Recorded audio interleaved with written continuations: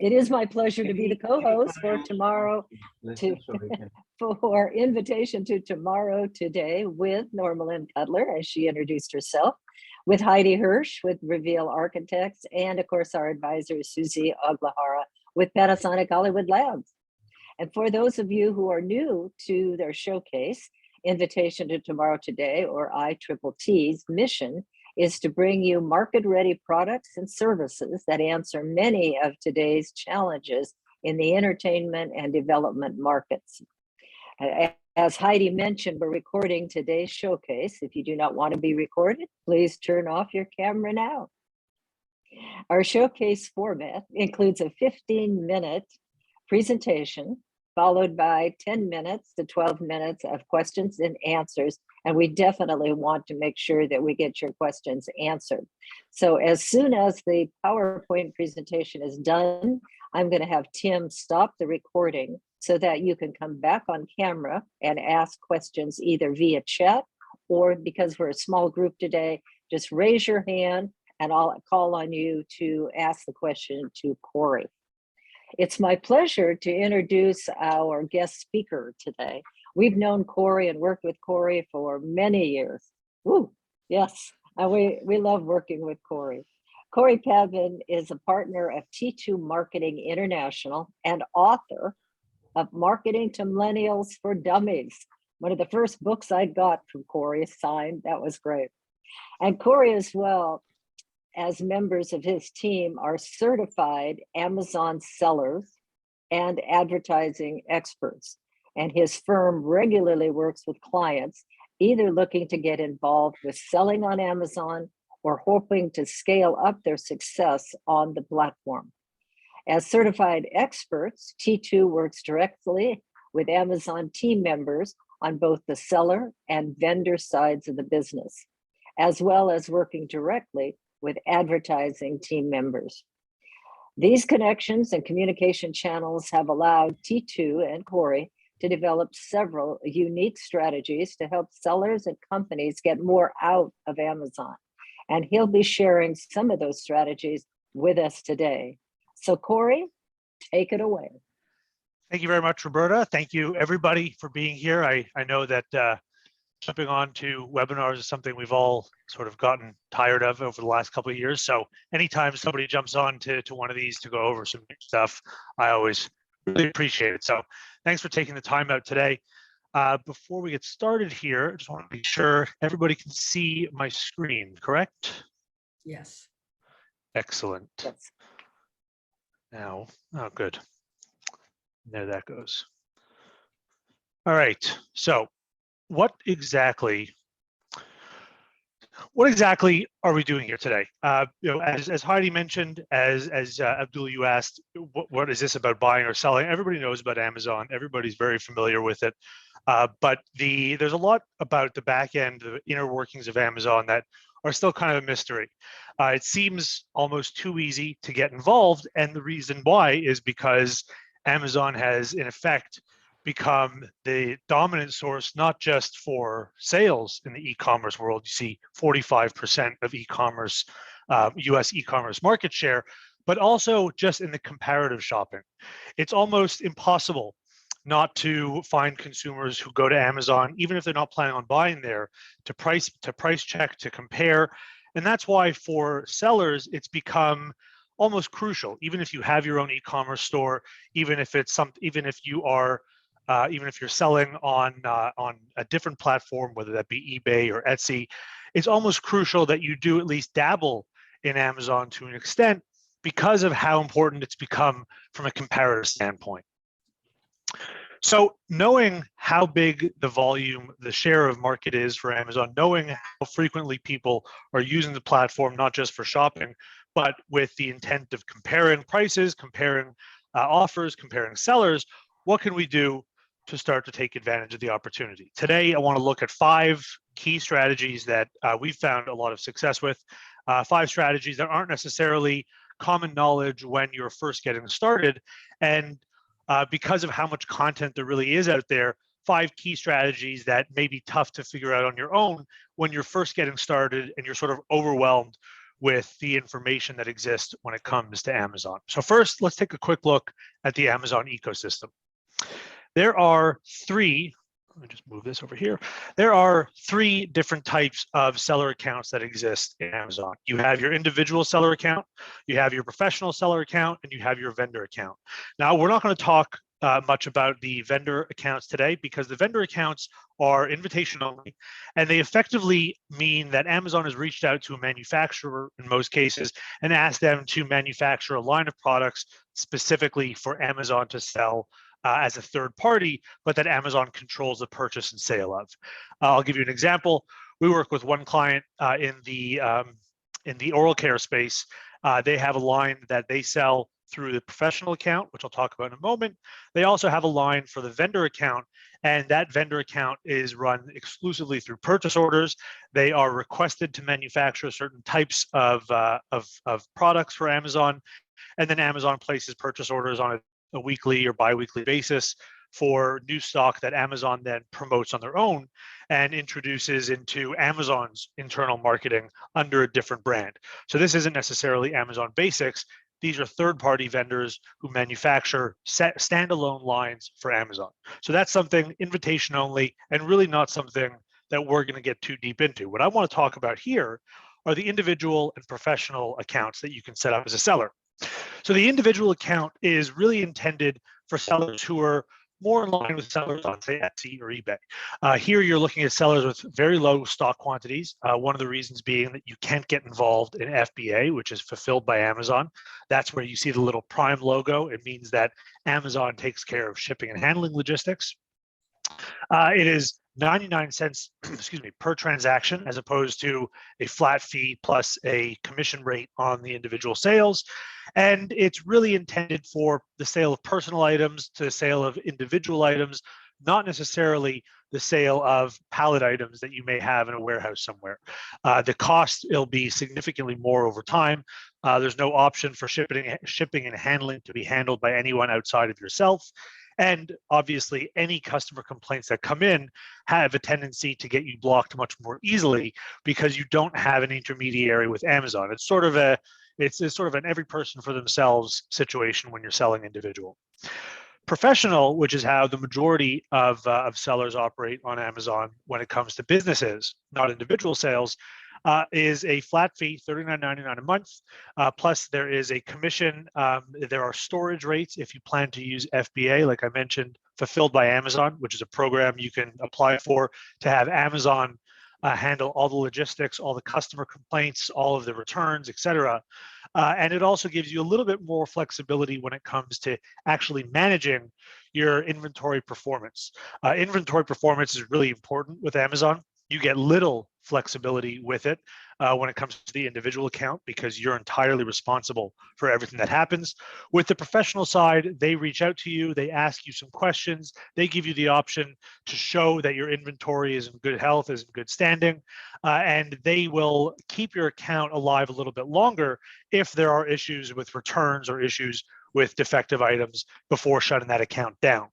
Now, that's not to say that Amazon isn't necessarily going to take that step. We'll talk a little bit today about how Amazon can be a very tough nut to crack when it comes to direct communications and engagement. But that said, the professional account is if you really want to start selling on Amazon at scale and using Amazon as a gateway into expanded sales for your brand. And that leads to the investment. I think one area that people often overlook when it comes to Amazon is the assumption that so much of Amazon relies on just having stock and just posting it up, similar to what you might find on eBay. That's not to say that there isn't an investment on eBay as well, but what we're looking at here is really investing in Amazon the same way you would be investing in a storefront if you're a brick and mortar, or if you're investing in your own website on Shopify or BigCommerce or whatever e-commerce platform you plan to use. If you have a WordPress website, maybe WooCommerce, but if you've built any of those, you know that there's an investment. So a couple of key areas in investment are these 5 here: photography, content, advertising, reviews, and management. So let's talk about a couple of those individually and see what I mean when I talk about photography. Photography is an investment that needs to be done professionally. iPhone photos that you put together in a small well-lit space in your office or in your storage facility with a white background, that's fine. But Amazon's high-res photography is crucial. One thing you might notice, we talked a bit about buying on Amazon. I'm sure everybody here today, if you're here today, you're obviously familiar enough with Amazon to want to know how to sell on it, which means you've probably bought on it, and you've seen some uniformity in how listings appear. If I look up, let's say, toothbrush on Amazon, I'll get listings where every single photo is on a white background. Every single photo is styled almost identical. The product is featured. You have the box in the background, but not the box by itself. And then you have a series of additional photos, like you'll see on the left-hand side here, of features, of exploded views. You'll have video demos of the products. And this is an area that is important if you want to actually follow the guidelines that Amazon sets forward for sellers. Investing in photography it can be expensive, it could be very affordable, but you're not going to get very far by taking iPhone photos or by thinking that whatever photos you have lying around that haven't been touched up, that aren't professional quality, will get your listings approved. There's an approval process, and photography is one of the key areas that they look at. Content is another. Now, this isn't necessarily as important as the photography when it comes to getting your listing approved, but when it comes to getting your items purchased, investing in the content development side of your listings is going to be another important area. You want to have what you'll see here, which is what's called A+ content, which is content that enhances the listing. You'll see some listings where you scroll down, it's about 2 or 3 lines of text that explain what the product is, and then it jumps right into the reviews. Well, in the cases of A+ content, you see a significant rise in the amount of features that the product receives, in the exposure, and in overall sales. Products listed with Prime, as well as products with A+ content, tend to sell at 7 to 10 times the rate. You have 70% of a 70% increase in your sales, or sorry, a 7 to 10 time increase in your sales when you really pay attention to these additional items. While, like I said, these are optional, investing in the content and the creativity in the layouts, all of which could be done in the back end of your seller portal, are going to be ways to enhance the view, enhance the professionalism of your brand on the platform, and really get people to familiarize themselves with the product as if they were looking at it in a store. There are also a lot of advertising options when it comes to Amazon. Obviously, the long-term goal with your products, with your listings, is to be featured organically. You want to get your reviews up. You want to have your products optimized. You want to have enough sales and enough traction to start getting your listings featured in the top 5. But it's going to take an investment in advertising to get there. There are a few different areas where you can advertise. You could have product ads, which are the ones you see in that second row right below. You could have product display, which is third-party platforms displaying Amazon products. Those are a little bit more creative. They give you a little bit more capability to expand some of the creativity. And then you have brand ads like the one you'll see right on top of this picture for Oral-B. These are the 3 biggest areas that Amazon has been pushing for advertising. The cost effectiveness of these ads is, I would say, on par, if not better than, let's say, Google Shopping for success. They're measured on the ROAS, the return on advertising spend, and the ROAS tends to be anywhere from 2.5 to 7.5 fold your investment, simply because Amazon is a shopping center.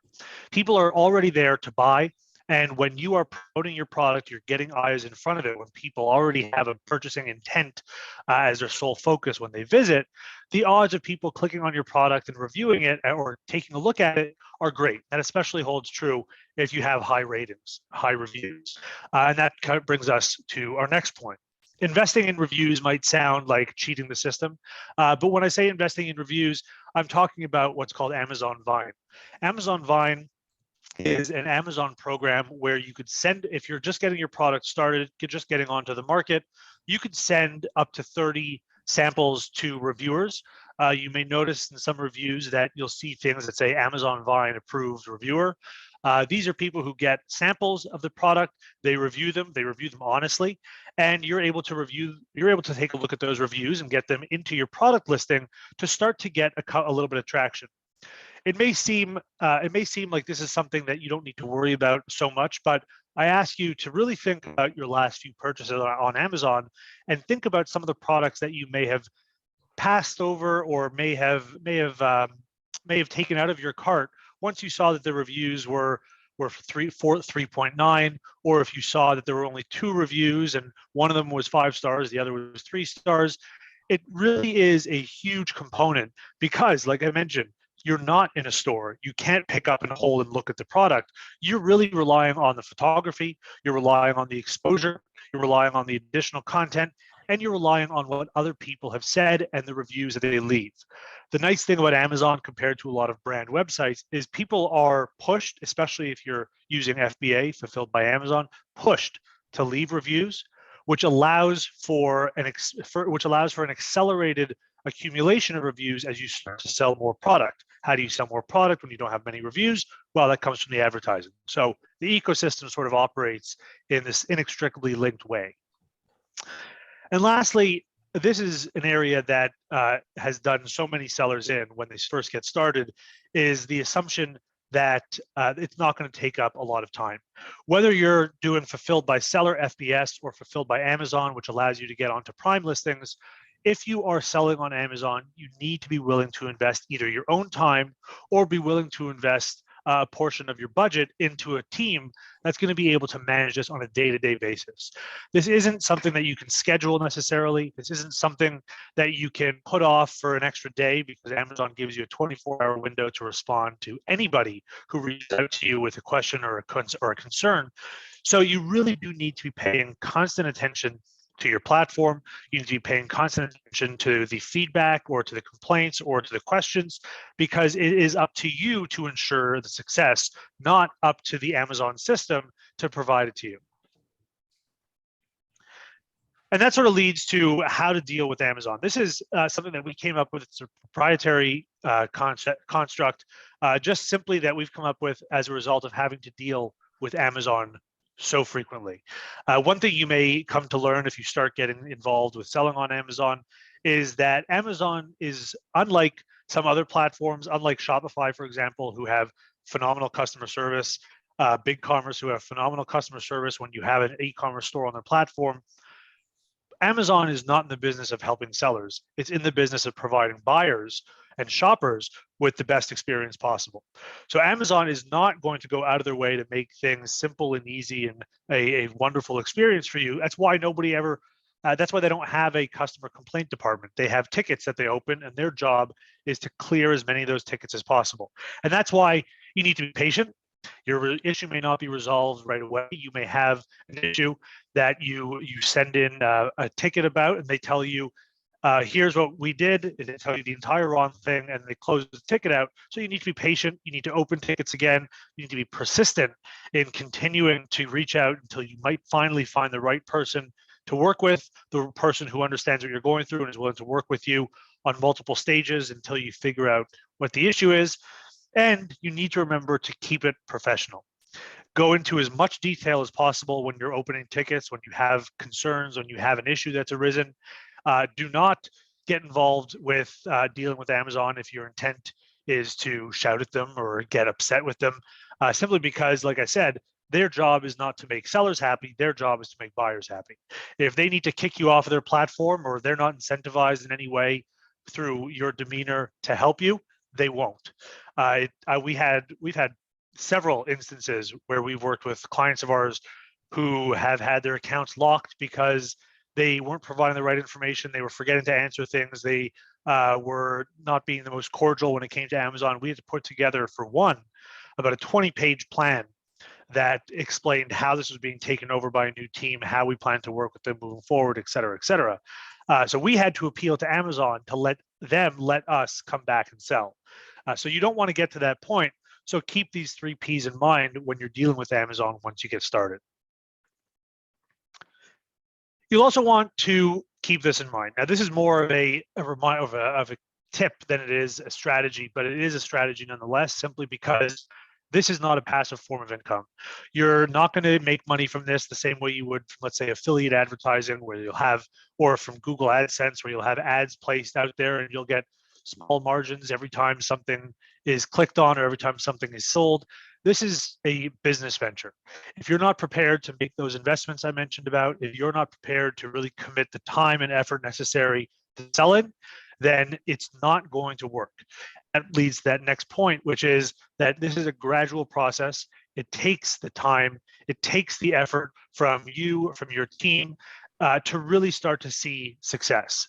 It is not overnight. It is going to come bit by bit. But one thing you will notice is once you start to see this accumulation of reviews, this accumulation of sales, an increase in the number of people who are actually seeing your products, the increase in your performance, inventory performance, excuse me. Once those start to snowball, then that expansion is going to become faster. You're going to start seeing sales go up significantly. And that's when you'll see where all the fuss comes from on selling on Amazon, is because you put in the legwork, you took the time, you made those investments, and then you'll start to see how Amazon becomes one of the best sales channels and also brand exposure channels, which can then lead to growth outside of the platform at higher rates of profit because you don't have the commissions or the fees from Amazon. Now, with all those in mind, I want to thank everybody. I think we're doing all right for time here. So thank you, everybody. But want to open it up for questions. And again, thanks to the ITTT team for having me on again. It's always fun to be here. All right, Corey, thank you so much. Excellent information. Tim, let's